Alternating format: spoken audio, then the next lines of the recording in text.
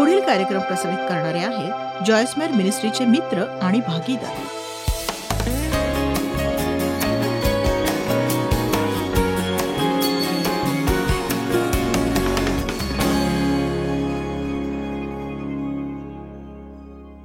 आमची मदत कर परमेश्वरा. आज खरा मोठेपणा समजण्यासाठी जो जग समजतो तसा नाहीये. जर आम्हाला कुठे प्रसिद्ध करावंसं वाटत असेल परमेश्वरा, ते स्वर्गात कर. आम्हाला मदत कर देवा अशा गोष्टी करण्यासाठी की ज्या तू करू शकतोस, आणि जर तू त्या केल्यास, जेव्हा तू या जगात होतास, जगाच्या या महान रहाट गाडग्यात आम्हाला अडकू देऊ नकोस, जे प्रत्येकातून जीवन शोषून घेतं पण देत मात्र काहीच नाही. तुझ्या वचनांबद्दल आभारी, येशूच्या नावाने, आमेन. काल इतरांबाबत आपण बोलायला सुरुवात केली. फक्त इतर हा शब्द वापरा. येशूला ठाऊक होतं इतरांसाठी त्याला पाचारण होतं, तरी तो पुष्कळशा गोष्टीत अडकला नाही जसं आपण अडकतो. इतर पुष्कळ गोष्टींपासून सुटला किंवा अडखळवला गेला नाही ज्या आपल्याला अडखळवतात कधी कधी. काही ठिकाणी त्याला नाकारण्यात आलं, काही ठिकाणी स्वीकारण्यात आलं, पण कशानेही तो विचलित झाला नाही. तो पुढे जात राहिला, कारण त्याला ठाऊक होतं त्याचं पाचारण इतरांसाठी होतं. त्याच्याकडे ध्येय आणि स्वप्न होतं. आपण इथे आहोत, आपलंही पाचारण इतरांसाठी आहे. तुम्ही तुमचा तारणारा म्हणून ख्रिस्ताला स्वीकारता आणि तो तुमचं जीवन स्वस्थ बनवतो, पण तो तुम्हाला बरं करत नाही, म्हणून मग तुम्ही कुठेतरी बसता आणि बरे होता. मी परत सांगते, तो आपल्याला यासाठी बरं करत नाही की आपण कुठल्या तरी कोपऱ्यात बसावा आरामशीर सुखेनई व स्वस्थ होऊन. तो आपल्याला बरं करतो यासाठी की त्याला आपण देवाच्या गौरवासाठी वापरावं, जिवंत साथ आणि साक्षीदार असं करता यावं म्हणून. आणि मग तो आपला वापर करतो इतरांचं अंतःकरण उघडण्यासाठी, त्यात सत्यासाठी जे आपल्यामध्ये आहे. एका मिनिटासाठी जर तुम्हाला वाटतंय की ज्यांना गरज आहे तो चर्चमध्ये येईल, मग एखादा पाळक त्याला मदत करेल, तर दुःखाने म्हणावं लागेल की हे चूक आहे. जर प्रत्येक एकेका व्यक्तीचा विचार केला जी स्वतःला ख्रिस्ती म्हणवते, मग ती जगात कुठल्याही पदावर असेना, मग ती एखादा वॉचमन असेल कामाच्या जागेचा, किंवा कंपनीचा अध्यक्ष, नर्स, डॉक्टर, दुकानातला कारकून, किंवा शेकडो किंवा हजारो प्रकारची वेगवेगळे व्यवसाय करणारे लोक असोत. आणि बघा, देव आणि मी अचंबित होतो कधी कधी जेव्हा आम्ही बघतो मोठ्या शिडीवर उभं राहून 50 माळ्याच्या बिल्डिंगची साफसफाई करणारा कुणीतरी. आणि बघा, असं काम करायला कुणाला आवडेल? पण देव अनेकांना अनेक प्रकारची प्रतिभा देतो आणि सगळ्यांना काही ना काही करण्यासाठी दया पुरवतो. आणि जिथे कुठे तो आपल्याला ठेवतो त्यामागे त्याचा उद्देश असतो. आपलं तिथे असणं हे उद्देशपूर्ण आहे, आपण समजून घ्यायला हवं. आपण आपले डोळे उघडावेत आणि देवाला आपण प्रार्थना करावी मदतीसाठी, लक्ष देण्यासाठी सभोवतालच्या परिस्थितीत. हा विश्वास ठेवण्यासाठी की आपल्याद्वारे देव काहीतरी घडवणार आहे. आणि मला असं म्हणावंसं वाटेल की मी जे सांगते ते तुम्हाला समजत नसेल तर तुम्ही कधीही आनंदी होणार नाही, कधीही आनंदी नाही. आमीन. हो, मी सगळं काही चुकीचं करत होते वर्षानुवर्ष, इतकी सगळी वर्ष फक्त माझं काय. मला माझा मार्ग मिळाला नाही तर मी रागवायचे, रागावलेली असायचे, लोकांना माझ्या मनाप्रमाणे वागवू पाहायचे. मला समजायचं नाही मी आनंदी का नाहीये. देवा, मला कळत नाही मी आनंदी का नाही. म्हणजे मी आध्यात्मिक युद्धाचं अधिवेशन घेतलेलं आहे. देवा, मी विश्वासू स्त्री आहे. आणि एक सांगू, मी एक टी शर्ट घेतलाय, माझ्याकडे सीडीज आहेत, मी सभांना जाते. किती जणांना कळतंय मी काय म्हणते ते? जोवर माझ्यात धमक आहे तोवर सैतानाला मी धमकावते, पण तरीही तो माझ्यावर हावी होतो. मला समजत नाही माझी समस्या काय. देवा, माझं काय चुकतंय. शेवटी त्याने मला सांगितलं, जर तुला खरंच तुझं काय चुकलंय हे जाणून घ्यायचं असेल तर देव तुला सांगेल. मी म्हटलं, जर तुम्हाला खरंच समजून घ्यायचं असेल, जर तुला तुझ्या जीवनात खरंच काय चुकलं हे समजून घ्यायचं असेल, देवाला सांगायला आनंद होईल. पण बऱ्याचदा आपण ऐकतच नाही. मी देवाचे आभार मानते. जीवनात मी अशा एका बिंदूशी आहे जिथे मी सत्य ऐकायला तयार झाले. तो म्हणाला, तू स्वार्थी आहेस. तू आध्यात्मिक युद्धाचा अभ्यास केलास, पण प्रीतीविषयी किती केलास?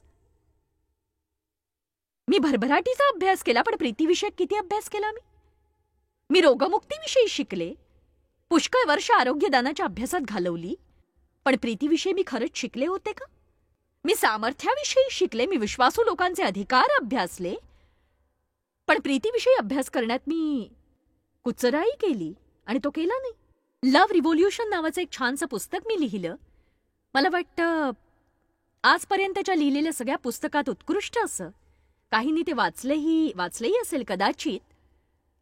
आणि मला वाटतं म्हणजे त्या पुस्तकात किती सामर्थ्य आहे हे खरंच मला माहिती आहे. आजवर लिहिलेल्या पुस्तकांपैकी याची खूप कमी विक्री झाली आहे, ही खेदाची बाब आहे.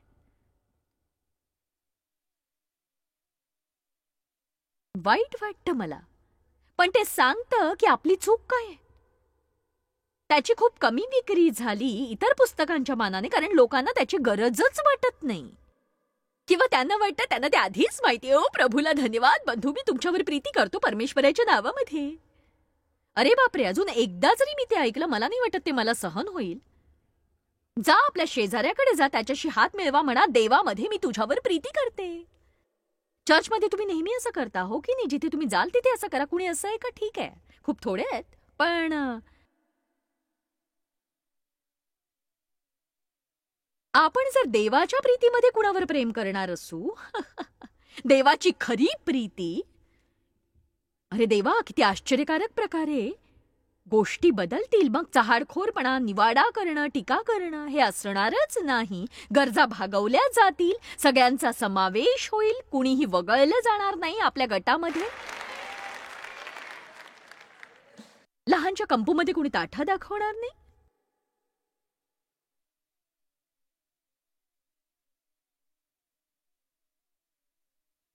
योहान अध्याय 13 वचन 1.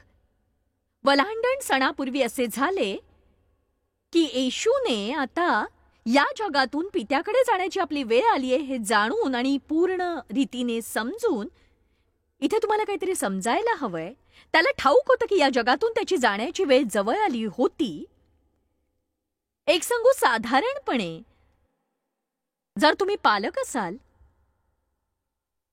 भाऊ किंवा बहीण असाल, आणि तुम्हाला लक्षात आलं आपला शेवटचा काळ जवळ आलाय आणि ते शेवटच्या काळी आपले प्रेमळ लोक, मग ते कुणीही असोत, त्यांच्याबरोबर घालवलेला वेळ किंवा त्यांच्यासोबत बोलणं, त्यांना काही सांगणं, त्या शेवटच्या दिवसातलं अगदी खरोखर महत्त्वपूर्ण असं ते असतं. आपलं सांगणं, त्यांना सोडून जाणं आणि विभक्त होणं यातला फरक तुम्हाला कळत असेल तर त्याचा परिणामही तुम्हाला कळायला पाहिजे. आणि या ठिकाणी येशूला काय म्हणायचंय ते ऐका. योहान 13:1 मध्ये,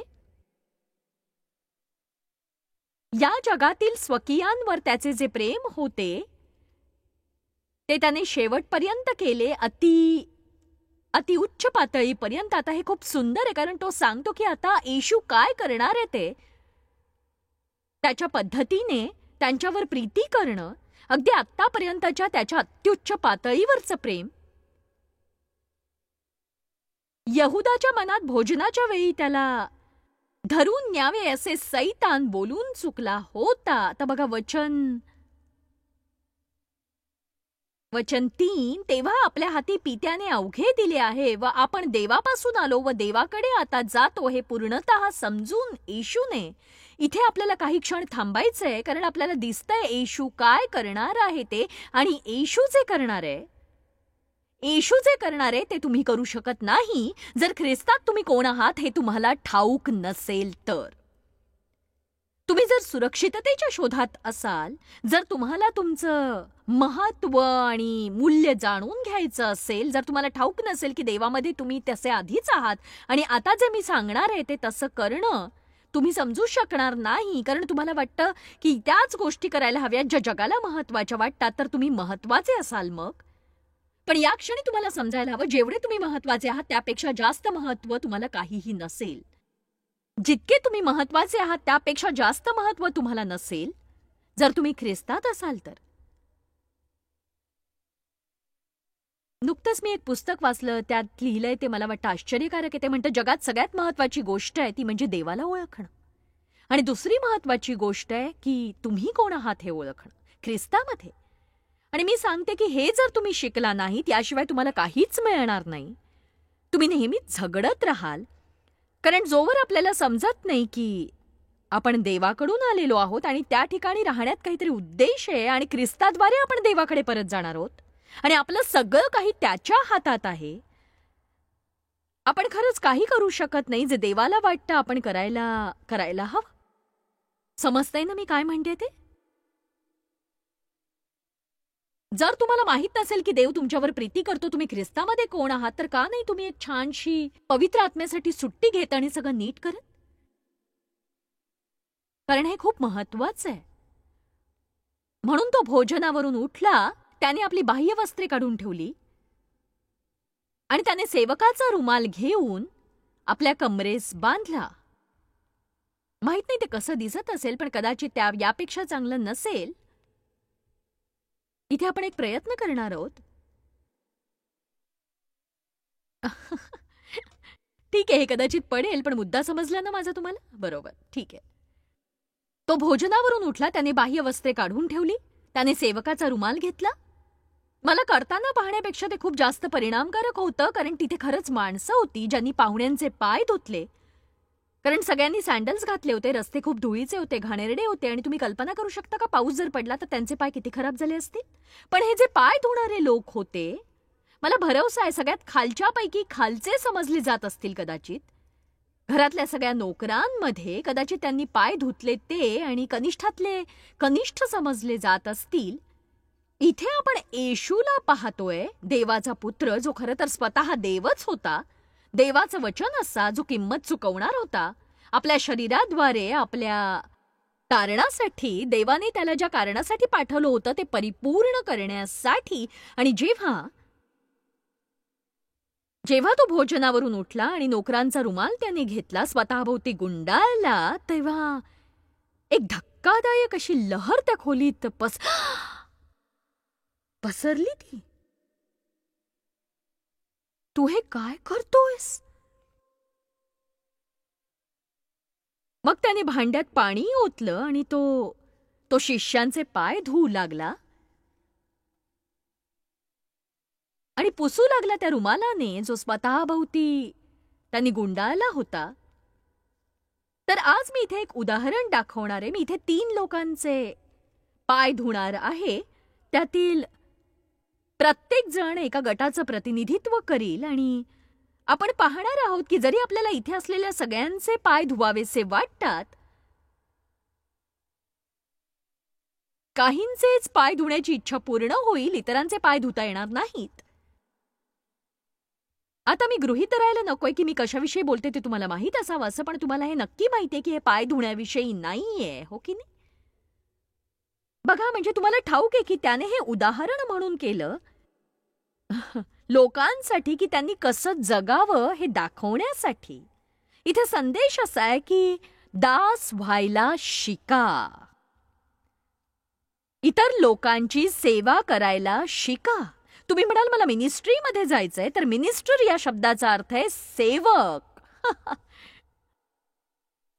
तर सगळ्यात आधी मार्टिन, मी तुझे पाय धुते. मी तुझे पाय धुवू शकते का ते मला पाहिजे. मार्टिन स्मिथ, वरती ये सर, लवकर ये वरती. आता तुम्हाला ठाऊक आहे मार्टिनचे पाय धुवायला मला काही वाटणार नाही. तो प्रसिद्ध आराधना पुढारी आहे. म्हणजे मला मार्टिनविषयी अधिक जाणून घ्यायला आवडेल आणि मग अगदी प्रसन्नपणे म्हणता येईल की मी मार्टिन स्मिथचे पाय धुतले. इथे सरळ बस आणि पाण्यात पाय सोड बंधू. त्याला मी इथे येण्याआधी त्याचे पाय धुवायला सांगितले होते. आता लक्ष द्या गंभीरपणे. तुम्ही जाणता हे प्रातिनिधिक आहे आणि यामध्ये अजूनही थोडी कुतूहलाची गोष्ट आहे. म्हणजे मी काही वेळा पाय धुतलेले आहेत, यात खूप नम्रता आहे.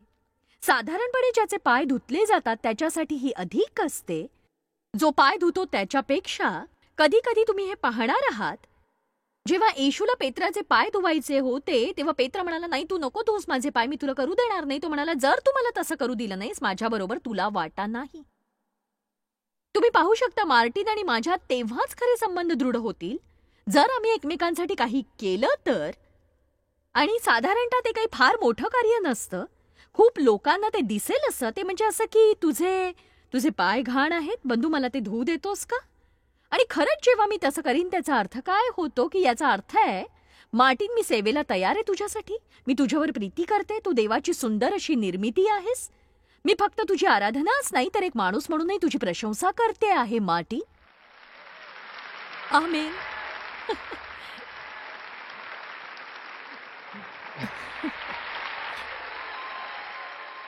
ठीक आहे, आता जरा कोरडे करूया तुझे पाय.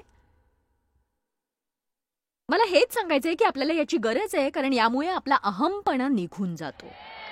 आभारी आहे तुझी बंधू. आता मार्टिनचं पाय धुणं ही काही फार कठीण बाब नव्हती, कारण मी बोलल्याप्रमाणे मी त्याला ओळखते आणि तो शांत स्वभावाचा आहे आणि प्रसिद्धही आहे आणि मी म्हणू शकते की मी मार्टिनचे पाय धुतले. नक्कीच हे गमतीशीर असतं की कधी कधी काही गोष्टी करायला आपण तयार असतो, पण त्या योग्य हेतूने नव्हे. म्हणून मी विचार केला की मी दुसऱ्या कुणाचे तरी पाय धुवीन ज्याला मी अजिबातच ओळखत नाही, तो माझ्या माहितीचाही नाही, परत कधी मी त्याला पाहणारही नाही, आणि असे काही जण तयार असतील त्यातून ही सुंदर बहीण निवडली आम्ही. आमेन. हालेलुया. नाव काय तुझं?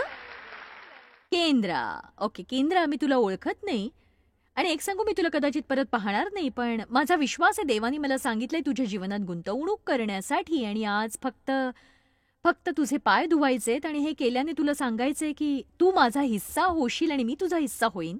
आपण दोघी ख्रिस्ताच्या शरीराचे भागीदार होऊ. देव तुझ्यावर प्रीती करतो आणि त्याला हवंय माझ्याद्वारे तू प्रीती करावीस. आमेन. म्हणून या इथे मी तुझे पाय धुणार आहे. याची काळजी घे आणि हे केल्यावर मला सांगायचे की मला तुला मदत करायची आहे. जे काही तुझ्यासाठी करता येईल ते करायचंय. मी तुझ्यासाठी प्रार्थना करेन आणि हे मी एक उदाहरण म्हणून करते. जशी मी तुला मदत करीन तसं तुलाही वाटेल की बाहेर जाऊन इतर कुणांना मदत करावी. आमेन. आमेन. आभारी आहे मी. एक मिनिट जरा इथेच थांब. सुंदर आहे सामाल, जरा पाहू दे तुला. मला तुला एक उदाहरण द्यायचंय, कदाचित हे समजण्यासाठी तुला मदत होईल. प्रामाणिकपणे आणि खरेपणाने इतरांसाठी जरी आपण काही करत असलो, आपण कितीतरी अधिक आपल्याला आवडणाऱ्या आणि माहीत असणाऱ्यांसाठी करतो. कारण काही झालं तरी ते सांगतील आपण किती अद्भुत आहोत आणि मला विश्वास नाही तुम्ही माझ्यासाठी काय केले हो, तुम्ही किती चांगले आहात. ते इतरांना सांगतील, आपल्याला माहितीतल्या लोकांना आपण त्यांच्यासाठी काय केले. चला आता नवीन दाराशी बांधलेल्या वासरासारखं बघू नका. तुम्हाला कळते मी काय म्हणतेय?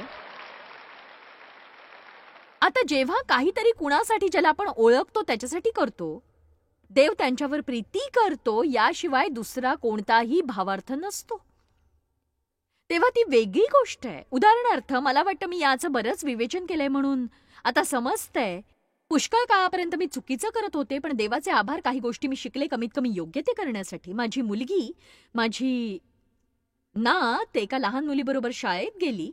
तिचे दात खूपच वाईट होते आणि तिचे मोठेपणचे सगळे दात आले होते, पण दुधाचे दात मात्र पडले नव्हते आणि तिच्या तोंडात खूप गोंधळ झाला होता. आणि नक्कीच ती लहान होती, खूप लहान होती, असेल एक 10-12 वर्षांची, आणि माहित नाही नक्की मला, पण तिला कधी तिचं तोंड उघडावंसं वाटायचं नाही आणि ती सारखा तोंडावर हात ठेवायची, खाली बघायची. तिच्या वडिलांची नोकरी गेली होती, त्यांच्याकडे काही मार्ग नव्हता अशा परिस्थितीत तिला मदत करण्याचा. म्हणून माझी मुलगी माझ्याकडे आली आणि मला म्हणाले की आपण त्या लहान मुलीला मदत करू शकतो का. ती मला म्हणाली की मला आणि माझ्या नवऱ्याला आत्ता तिला मदत करणं शक्य नाही, पण तू आणि डॅडी जरा मदत करण्यात पुढाकार घ्याल. मी म्हटलं निश्चितपणे, अर्थातच. आणि मी एवढ्यासाठी हे सांगत नाही मी चांगली व्यक्ती आहे म्हणून, पण मला तुम्हाला हे सांगायचंय की आपल्याला असं वाटतं की मी हे का करू, माझी त्यांची साधी ओळखही नाही. असं करण्यापेक्षा चांगलं जीवन जगायला शिका तुम्ही. तिला कुणीतरी दुसरं मदत करेल ना, पण दुसरं कुणीतरी का, मी अजूनही तिला पाहिलं नाही, कदाचित कधी मी तिला पाहणारही नाही, पण आता तिचे दात अगदी छान सुंदर झालेत आणि तिच्या चेहऱ्यावर खूप सुंदर हसू आहे. आणि हा अर्थ आहे पाय धुण्याचा. हा खरा अर्थ आहे, म्हणजे गरजवंत शोधून काढणं आणि त्याची गरज भागवणं. खरंच आभारी आहे मी तुझी.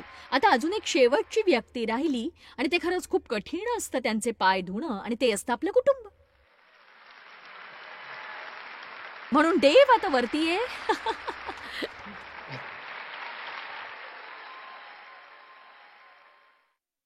मला तुम्हाला काही सांगायचंय. आता तुम्हाला कळेल. समजा जर मी माझे बूट काढले आणि मी म्हटलं की कुणी आहे का जो माझे येऊन पाय धुवेल. बघा तुमच्याकडे बघा. आता समजा असं झालं की तुमच्या पतीने सांगितलं की लाडके माझे पाय धुशील का. तिला वेड लागले का स्वतःचे मळकट घाणेरडे पाय स्वतःच धू. तुला काय वाटतं मी या घरात गुलाम आहे तुझी? मी तुझे पाय धुणार नाही.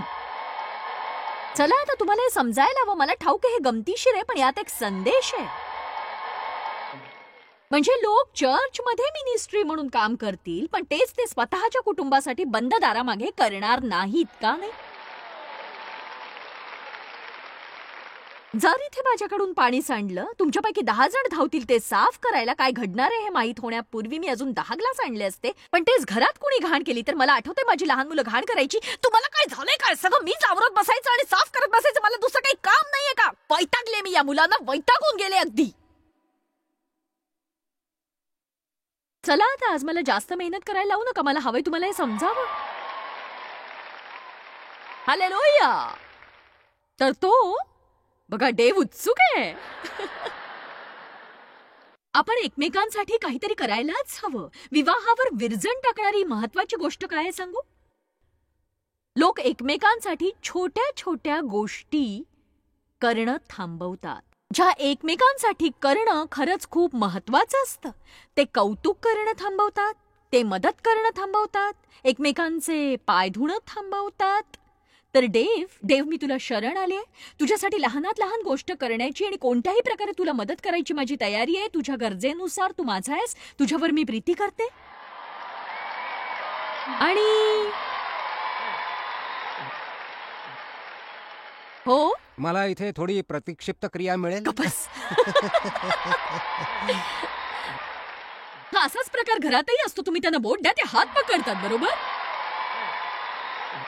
आता तू जाऊ शकतोस. ओ मला ते कोरडे करायला हवेत. तो म्हणतो ठीक आहे, म्हणजे टीव्हीवर हे खूप छान वाटतंय, हो ना?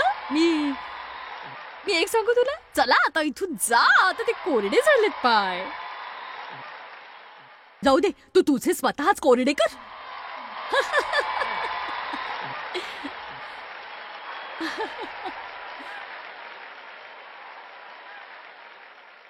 चला आता संदेश समजलाय का माझा तुम्हाला? देवाची स्तुती असो.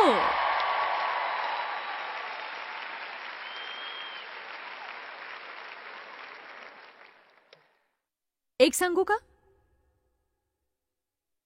मी माझ्या बोलण्याविषयी खूप गंभीर आहे. पुष्कळ विवाह आज तुटतायत कारण लोक लग्न करतात या विचाराने की तू मला आनंदी करण्यासाठी काय करशील. त्यांना जाणवत नाही की ते बुरसटलेला विचार करतात. कोणताही संबंध जोडत असताना, कोणत्याही नात्यात प्रवेश करताना प्रथम तुम्ही विचार करायला हवा की मी तुझं जीवन कसं फुलवू शकेन, मी तुला कशी मदत करू शकेन, मी तुझं कसं प्रबोधन करीन, मी तुझी कशी वाढ करेन. आणि मग आपल्यात काही असतं जे ओरडतं, पण माझं काय मग? कधी कधी तुमच्या आतून खोलवर आलेली ती किंकाळी तुम्हाला ऐकू येत नाही का? माझ्यासाठी कोणी काही करणार आहे की नाही? एक सांगू का, तुम्ही जर लोकांची सेवा केलीत, कोणत्याही मार्गाने होईना, लहान किंवा मोठ्या, पण पुष्कळशा मार्गांनी, खरंच आज मी बोलत असलेल्या छोट्याशा गोष्टींकडे पुष्कळसे लोक लक्षच देत नाहीत. पण बघा, देव तुमच्या मनात पुचपुचतो आणि तुम्हाला ते करायला सांगतो. बघा, देवाच्या दृष्टीने विचार केला तर दुसऱ्यांसाठी चांगलं करणं यातच मोठेपणा आहे. दुसऱ्या लोकांना आपण कसे वागवतो हे महत्वाचं आहे आणि त्यासाठी जरी आपल्याला त्याग करावा लागला तरीही आपण तो करावा. चांगुलपणा दाखवण्याचा शेवटी परिणाम तुमच्या आशीर्वादातच होईल. योहान 13:17 आपल्याला इतरांसाठी आशीर्वादित व्हायला शिकवतं आणि ते म्हणतं की जर या गोष्टी तुम्हाला समजतात तर त्या केल्याने तुम्ही धन्य आणि आनंदी आहात आणि याचा आचरण केल्याने तुमचा हेवा केला जाईल. खात्री करा की आपण इतरांपर्यंत पोहोचू. जा त्याच्या राज्यामध्ये कधी नव्हे तेवढे आशीर्वाद मिळवायला. जॉयस्मायर मिनिस्ट्रीज करता तुम्ही खूप मौल्यवान आहात. आम्हाला तुमचं कौतुक आहे आणि जगभरामध्ये हे सेवा कार्य शक्य करण्याकरता आम्ही आमच्या मित्रांचे आणि पार्टनर्सचे आभारी आहोत. आम्ही एकत्रितपणे भुकेल्यांना खाऊ घालतो, गरिबांना वस्त्र देतो आणि राष्ट्रांना सुवार्ता सांगतो. तुमच्या प्रार्थनेच्या विनंती करता आमच्याविषयी आणखी माहिती मिळवा. जॉयसच्या कॉन्फरन्सच्या तारखा पहा आणि ख्रिस्ताची प्रीती जगभरामध्ये पसरवण्याकरता आमचे सहभागी व्हा. याचा सर्व खर्च जॉयस्मायर मिनिस्ट्रीचे मित्र आणि भागीदार करत आहेत.